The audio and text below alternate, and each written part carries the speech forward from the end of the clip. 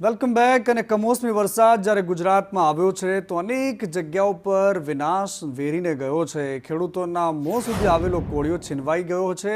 ધ્રોલની આ તસવીરો તમે જોઈ રહ્યા છો કે જ્યાં વરસાદના કારણે ખેડૂતોની સ્થિતિ દયનીય બની ગઈ છે। તલ, મગ, અડદ, બાજરી આ તમામ પાકોને ભારે નુકસાન થયું છે। જામનગરના વિવિધ ગ્રામ્ય વિસ્તારોમાં આ જ પ્રકારની પરિસ્થિતિ છે। ખેડૂતો સરકાર પાસે પાક નુકસાનીનો સર્વે કરીને રાહત પેકેજની માંગ કરી રહ્યા છે। પશુઓના ઘાસચારો પણ પલળી ગયો છે અને નુકસાનીનો વારો ડબલ બાજુથી આવી રહ્યો છે। આ પરિસ્થિતિ ગુજરાતના મોટાભાગના વિસ્તારોમાં ખેડૂતોની છે। માલ ઢોરનો ધંધો છે, ગાયો છે, 50-60 હજારનો ભૂકો લીધો તો એ બધો પલળી ગયો। કડબ લીધી હતી એક ભર એક, એ પણ આ વરસાદના કારણે પલળી ગઈ। હવે અમારા માલ ઢોરને કાંઈ ચરવાનું છે નહીં। આ વેચાતું 100 રૂપિયા મણ લઈને ખવડાવી છે।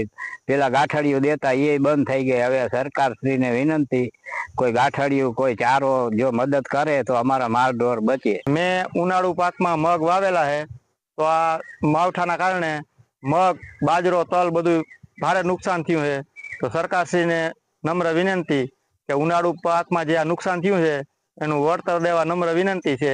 અને ખેડૂતના આજુબાજુના બધા સર્વે